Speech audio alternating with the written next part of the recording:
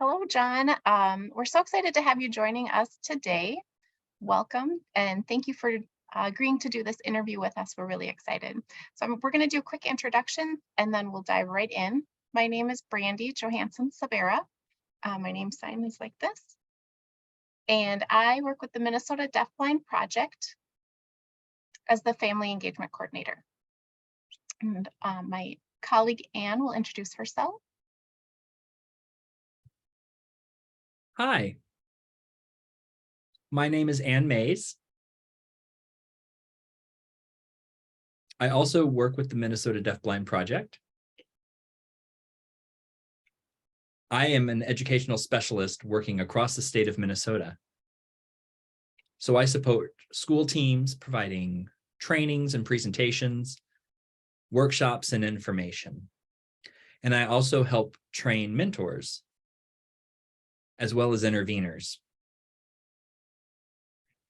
John, would you like to introduce yourself? John saying, hi, I'm Jon Leitzke. I'm currently a PSEO student, which is a post-secondary educational options student at Dakota County Technical College. And I have Usher syndrome. I am deafblind. Awesome. Thanks, John. We're so happy to have you here again. So we'd like to just know a little bit more about you.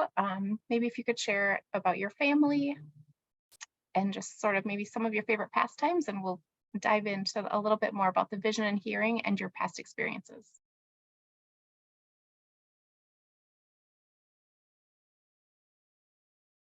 Sure. So I'm 16. I love playing video games, coding. My family, I have a sibling, Riss, who is also deafblind with Usher syndrome, just like me.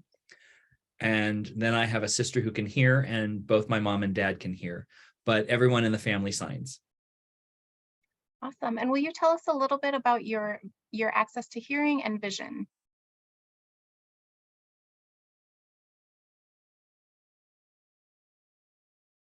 So I'm completely deaf. As far as vision goes, I have what's called tunnel vision.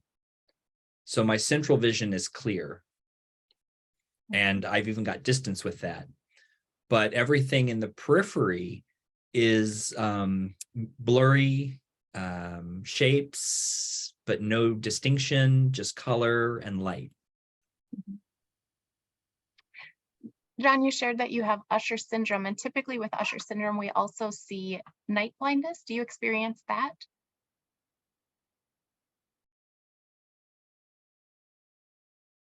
Actually, no. My night vision is better than my day vision. Yeah, it's hard for me to see in the daytime. Very interesting.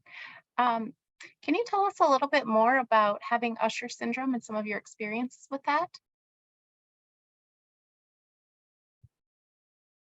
And Anne's saying, actually, when did your vision loss start? When did you notice you had Usher syndrome? And you mentioned having tunnel vision. And you said you can see light and color in your peripheral vision. But many people assume that with tunnel vision, then everything else is black around the edges. That doesn't seem to be true for you. Was your change slow and gradual, or did it happen overnight? And tell us about some of your experiences. John's saying, yeah, I started losing my vision in elementary school, but it was gradual. People with Usher syndrome have a variety of experiences. Some people do have tunnel vision with blackness on the edges. I have Usher type 1B. My sibling Riss also has Usher type 1B. But even within that category, there's still a lot of variety of how we experience it. Thanks for sharing that, John. You mentioned that you are going to school for PSEO at DCTC. And I was wondering if you could talk a little bit more about your experience, how that transition has been, and if there are any accommodations that you use while you're at school.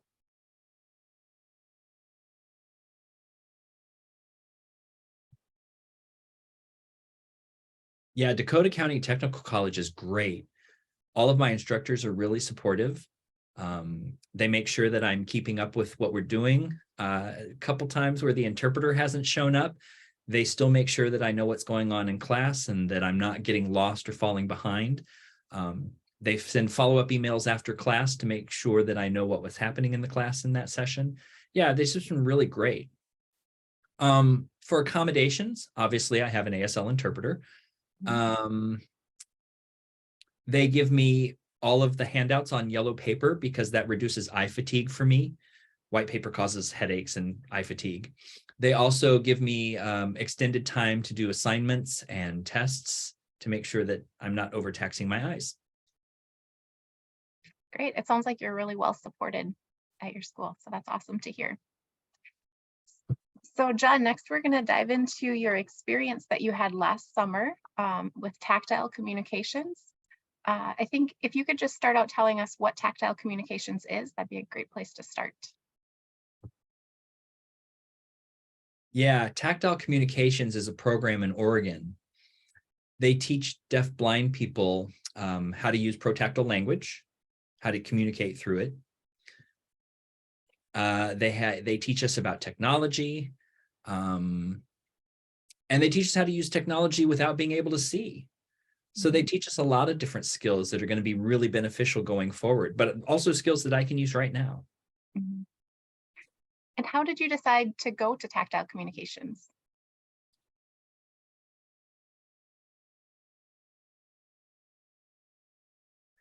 Well, I didn't even know about Tactile Communications until my sibling Riss was talking with their good friend, Yelisa, who is part of that program. And Yelisa was telling Riss about the program, and Riss got really excited and wanted to go, but couldn't due to work scheduling conflicts, couldn't get the time off. I don't have a job yet. And so they asked me if I wanted to go. And I wasn't sure at first, but I decided to do it. My family was really encouraging me and telling me that I ought to take advantage of this opportunity. And I went and I loved it. Yay, that's great. Can you tell us what the setting looked like when you got to Oregon and the program, sort of what the environment and atmosphere was like?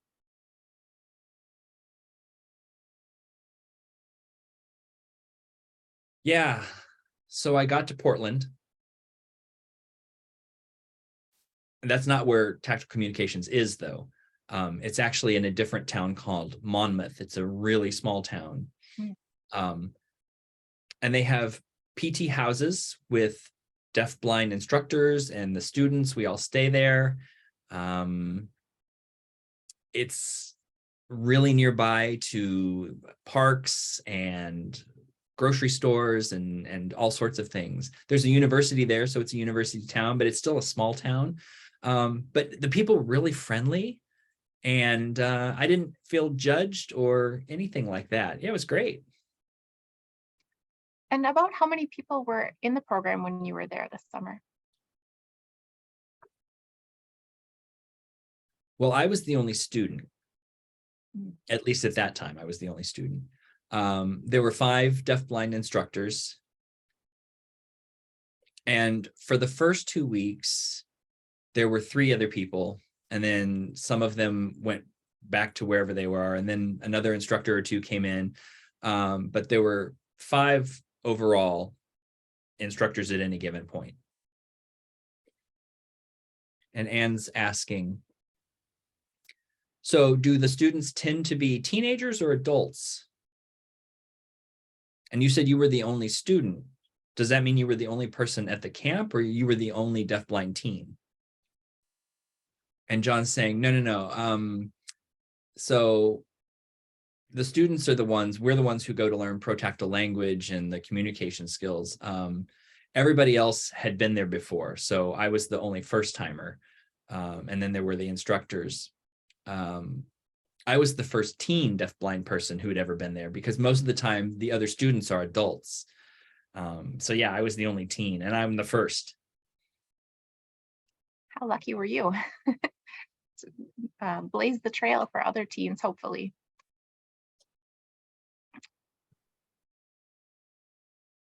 Jon, I know you've mentioned a couple of weeks. What was the full amount of time that you were at the camp?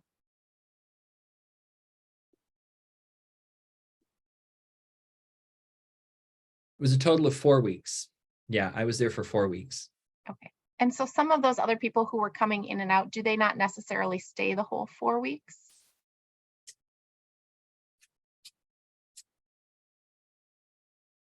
Right. Yeah. Not everybody stays the full 4 weeks.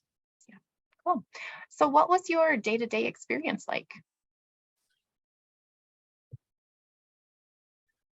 Well, Monday through Thursday, we spent a lot of time learning Protactile language, learning about different technologies that are assistive technologies. We did things like yoga. I learned how to do origami. Just lots of different things. It was really cool learning a variety of things. Understand, though, that they don't use American Sign Language. The entire experience is done in Protactile language 24/7. And so that was really cool because it made me learn it. And then on Fridays, we generally would take a field trip. Like we went to the beach one time. We went out hiking. We visited some deafblind seniors, which was cool. And then on the weekend, it's free time. We can do whatever we wanted to. One thing that we're required to do as students, though, is that we have to journal. We have to write about like what went well during the week, what didn't go well, how we feel about things. And so we're required to journal, and then those get sent to Yalisa on the weekends. But yeah, on the weekends, you can do whatever you want. I spent a lot of time outside. I went to the park. Yeah, it was nice.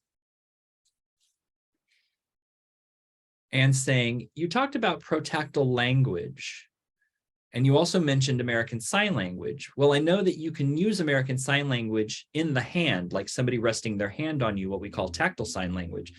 How is tactile ASL different from Protactile language? Or are they different? And Jon's saying, yeah, tactile ASL or TASL is very different from Protactile language.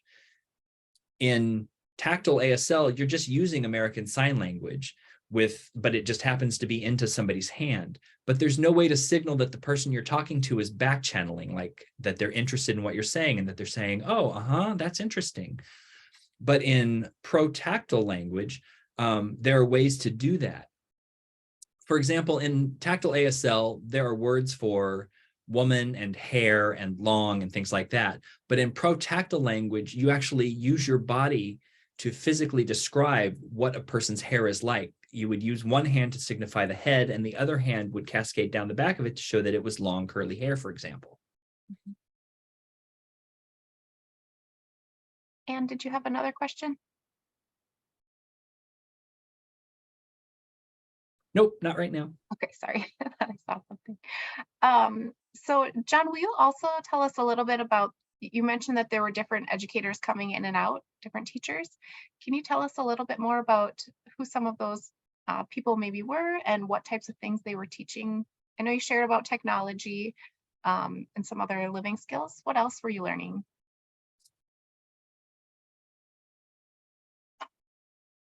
Yeah, we learned technology. We learned orientation mobility training. We learned Braille. Like I said, we did yoga. I learned how to make origami. I learned how to cook blindfolded. One thing that I forgot to talk about. On Thursdays in the evening, 2 to 3 people would make a meal for everyone. And that meal was made blindfolded. So all of like the entire food preparation was done blindfolded, so we couldn't see what we were doing. So that was really great to learn how to cook without being able to see. And saying, so you mentioned people flying in.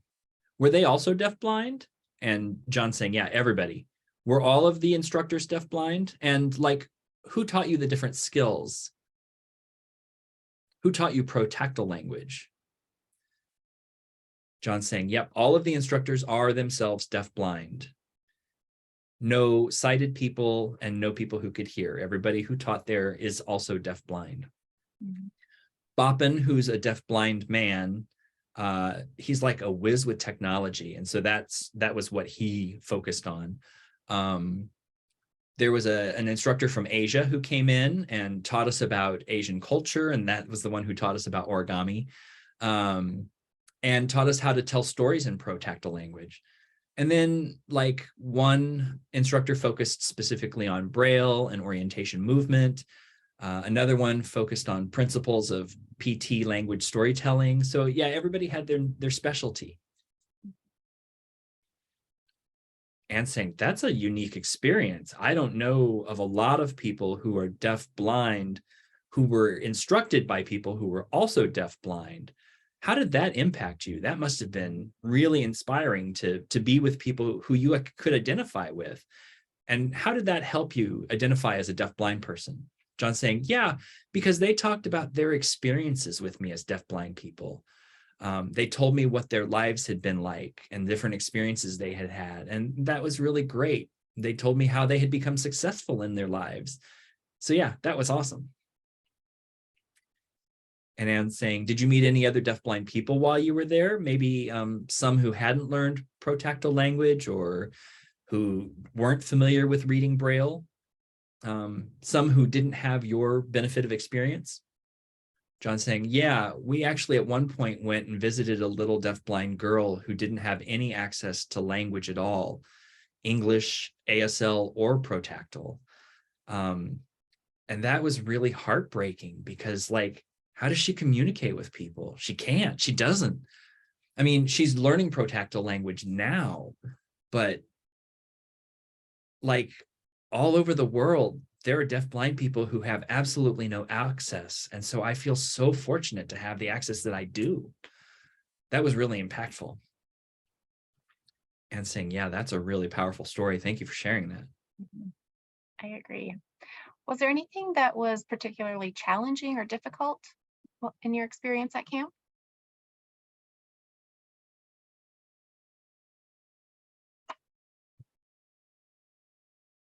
So the first week was really tough trying to figure out protactile language because American Sign Language is my language. I grew up in the deaf community. I grew up using American Sign Language.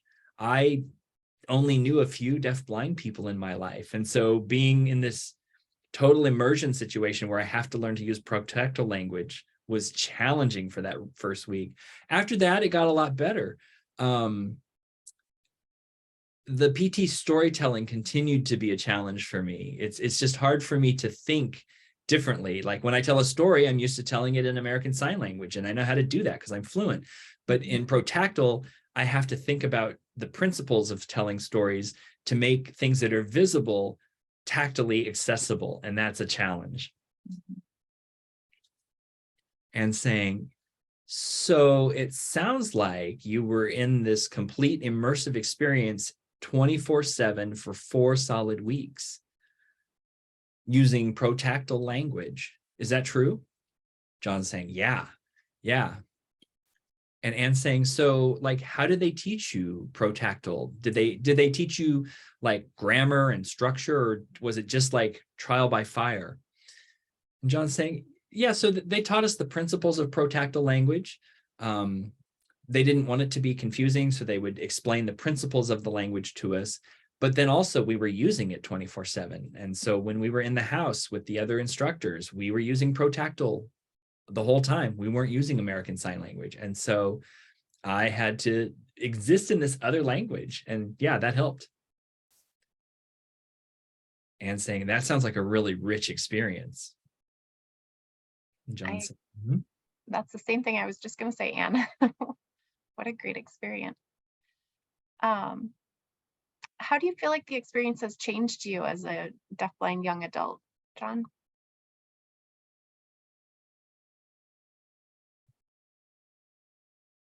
So before I went to Tactile Communications, I didn't even fully identify as a deafblind person. I just thought of myself as being deaf. I knew I had vision loss. I knew I was technically blind, but that wasn't part of my identity yet. It wasn't something that I had embraced. I saw myself as deaf with vision loss. But after being there, no, I'm a deaf-blind person. I have different experiences from deaf people. So yeah, I'm deaf-blind. And they taught me skills that are going to stick with me, that I'll be able to use in the future in case I do fully lose my vision or in case something else happens. I've got these skills. And saying, are you going to continue to be in touch with those people from the deafblind camp, from that world? And Jon saying, yeah.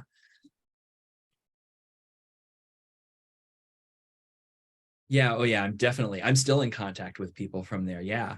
I'm excited too, because, I was a student this past summer. Next year, they have offered me an intern teaching position. Oh, wow. So I'll be teaching deafblind students next year. I haven't committed to it. We're still talking about it. We're going to figure things out this winter, like what I would teach and how long I'd be able to stay and those things. But yeah, I'm really excited. And saying I'm excited about that too. As a teacher of high school students, yeah, if you become an intern, you become a role model for other deafblind students and people. You're going to help change their hearts and minds and help them with their own figuring out of who they are as a person. And Jon's saying, yeah, I know. Wow, what a fantastic opportunity. Is there anything else you would like to share with us about your experience?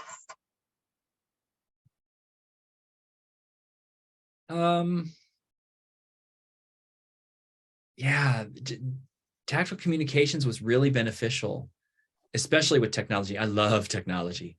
And they taught me how to use technology in different ways from what I'm used to. And even in the event that I lose my vision, I can still use technology. I thought that you had to be able to see to use technology, and they showed me that wasn't the case. And learning protactile language is going to benefit me too. And other deafblind people who go are also going to benefit from being at Tactile Communications. And saying in the beginning, you mentioned using yellow notepaper versus white notepaper because that causes eye fatigue. Are there strategies with technology that you can apply to help you as a PSEO student so that you don't have experienced so much eye fatigue? Jon's saying, yeah, there are different technologies like Braille readers that I can hook up to my laptop or my phone that don't print. So I'm not having to use paper, but they connect to my technology and I can access technology without having to be able to see it. So it gives my eyes a break and I'm still able to participate.